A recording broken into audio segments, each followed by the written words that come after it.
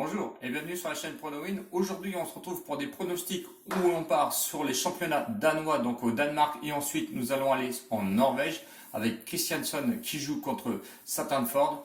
Donc ce sont des matchs un petit peu à enjeu. Au Danemark, ce sera la première journée, donc on démarre. Donc évidemment, la vidéo va être assez courte puisqu'il n'y a pas grand-chose à dire.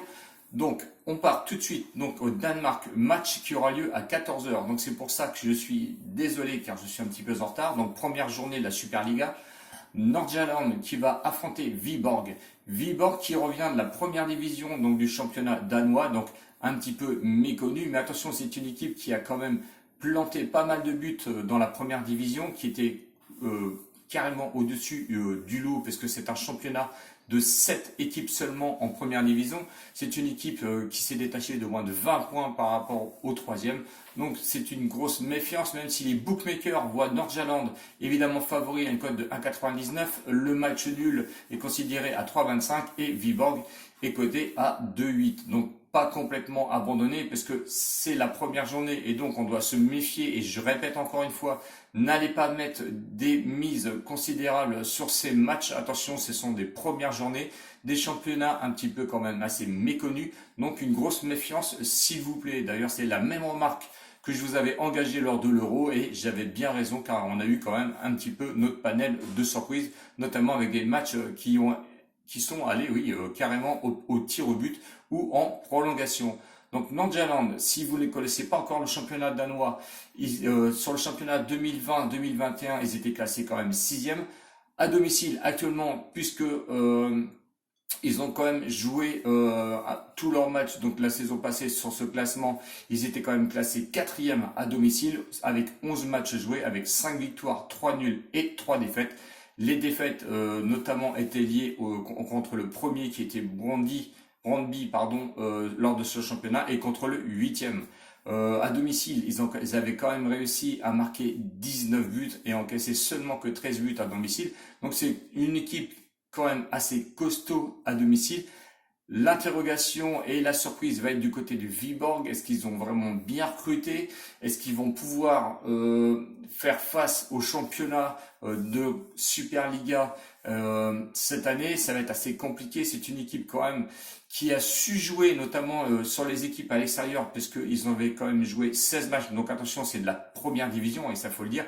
Ils avaient quand même réussi à gagner 10 matchs, 5 nuls quand même, et une seule défaite. Donc attention, ça va changer un petit peu de niveau. Je me méfie parce que c'est la première journée et tant que toutes les équipes se mettent en place, il faut être quand même prudent. Donc mon pronostic va être Nordjylland rembourser 6 matchs nuls à une cote de 1,45 et on va partir plutôt sur un combiné étant donné que la cote de 1,45, j'ai voulu l'agrémenter un petit peu avec un autre match. Donc l'autre match, c'est en Norvège, 13e journée, match à 18 h entre Kristiansson et Sandefjord. Kristiansson 4e va affronter Sanderson qui est lui 10e. Attention, il y a 5 absents dans cette équipe. Kristiansson favori à une cote de 1,75. Le match nul est à 3,2 et Sandefjord lui est coté à 3,50. Alors Kristiansson, donc à domicile avec 6 matchs joués, c'est 4 victoires, 1 nul et une seule défaite. Mais attention, c'est une équipe qui est un peu perfectible à domicile. Ils viennent de perdre contre Rosenborg 1-0 donc à l'extérieur. Rosenborg est juste derrière à 1 point de Kristiansson. Donc attention à ne pas lâcher des points. S'ils ne veulent pas refaire la même chose que l'année dernière, vous avez fini 5e. Donc pas de place qualificative ni pour la Ligue Europa ni pour la Ligue des Champions. Et je pense que du côté des buteurs, ça pêche un petit peu. Ils n'arrivent pas à marquer. Hein. C'est très compliqué pour eux en ce moment. Ils marquent plus de buts à domicile parce que actuellement au championnat, ils en ont 13 au compteur et ils en ont quand même 8 à domicile. Donc je pense que le réveil va partir de ce match à domicile pour Kristiansson et de l'autre côté à Sandefjord. Et ça affiche quand même 3 victoires d'affilée. Donc il faut être extrêmement prudent. Je les vois. Ça va être assez compliqué pour moi puisqu'ils vont quand même à domicile chez Kristiansson le 4e. Mais attention, c'est une belle équipe quand même. À l'extérieur, ils ont quand même joué 4 matchs, 2 victoires, 0 nul et 2 défaites. Bon, attention, les victoires sont contre le 15e et 14e à l'extérieur.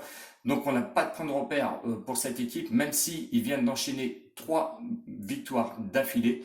Bon, le pronostic, je vais aller sur Christiansen, remboursé si match nul, parce que je vais me couvrir, étant donné l'état de forme de Sam Dunford, je préfère me couvrir donc avec un remboursé si match nul donc pour Christiansen, qui est coté seulement à 1,30. Mais si vous cumulez la victoire remboursée si match nul de Nordjylland et la victoire remboursée si match nul de Christiansen, ça me fait une cote à 1,88. Donc je trouve que c'est une belle cote.